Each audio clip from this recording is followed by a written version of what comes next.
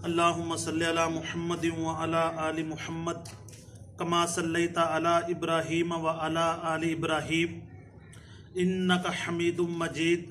अल्लाहुम्मा बारिक अला मुहम्मदिन व अला आलि मुहम्मद कमा बारकता अला इब्राहीम व अला आलि इब्राहीम इन्नका हमीदुम मजीद।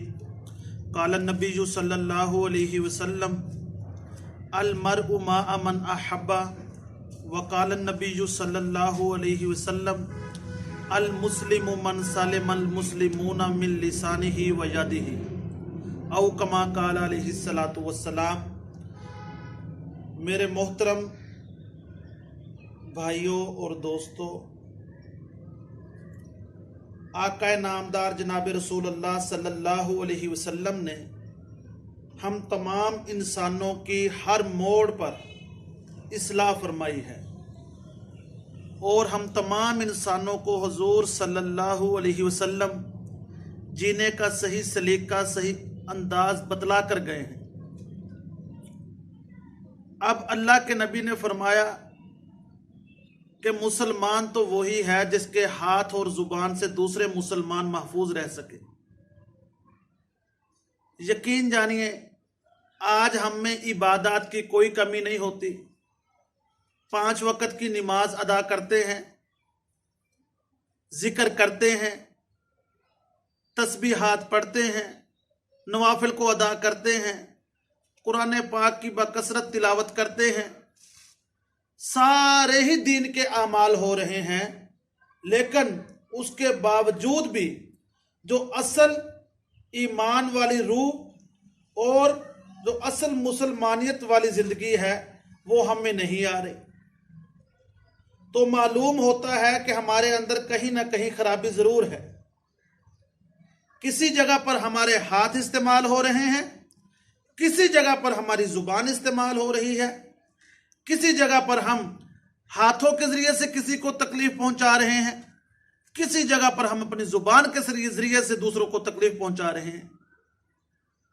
अब हम अपनी निजी मजलिसों में देख लें, हम अपनी घरेलू जिंदगी में देख लें, हम अपनी बाहर की जिंदगी में देख लें, जब तक हम गीबत ना कर लें, जब तक हम किसी की 2-4 बातें ना कर लें, हमें सुकून नहीं मिलता। हालांकि हुजूर अलैहिस्सलाम ने वाज़ेह तौर पर फरमाया अल गीबत अशद्दु मिनज़ ज़िना। भाई जानते हो कि गीबत जो है वो जिना से भी बढ़कर है, जिना से भी ज्यादा सख्त है। जिस आदमी ने अल्लाह माफ फरमाए जिना कर लिया, वो तो तौबा ताइब हो सकता है, अल्लाह से माफी मांग सकता है, लेकिन जो गीबत करने वाला है, जिसकी गीबत की जा रही है, जब तक जिसकी गीबत की है उससे जाकर माफी ना मांग ली जाए, वो गीबत का गुनाह माफ नहीं होगा। अब सहाबा से पूछा जा रहा है, भाई जानते हो गीबत क्या है? कि गीबत तो यह है कि किसी आदमी की उसकी पीठ पीछे ऐसी बातें की जाएं, अगर वो उसके मुंह पर की जाएं तो वो उसको बुरा समझे। सहाबा कहने लगे, अल्लाह के नबी, अगर वो ऐब, अगर वो बातें उसमें पाई जाती हों, फिर फरमाया कि यही तो गीबत है। अगर उसमें ये बातें ना पाई जाते हों, अगर उसमें वो ऐब ना पाए जाते हों, फरमाया कि ये तो बहुतान है, और बहुतान गीबत से भी बढ़कर है। तो आज इस दर्स से, हदीस से हम ये सबक लेकर जाएं कि इंशाअल्लाह हम गीबत नहीं करेंगे। हम गीबत जैसे मूजी मरज से हम बचेंगे, जो यकीन जानिए कि हमारी तमाम रूहानियत को मट्टी में मिला रहा है, हमारे तमाम इबादत को खाक में मिला रहा है। इस गीबत जैसे मूजी मर्ज से हम छुटकारा हासिल करेंगे। वाज़ेह तौर पर अल्लाह कुरान में ऐलान कर रहे हैं, वैलुल लिकुल्ली हुमज़तिन लुमज़ा। बड़ी हलाकत है उन लोगों के लिए जो लोगों की पीठ पीछे बुराइयां बयान करते हैं। आगे लुमज़ा में मुफस्सिरीन फरमाते हैं, और उस आदमी के लिए भी बड़ी खराबी है जो लोगों को मुंह पर ताने देने का आदी है। लेकिन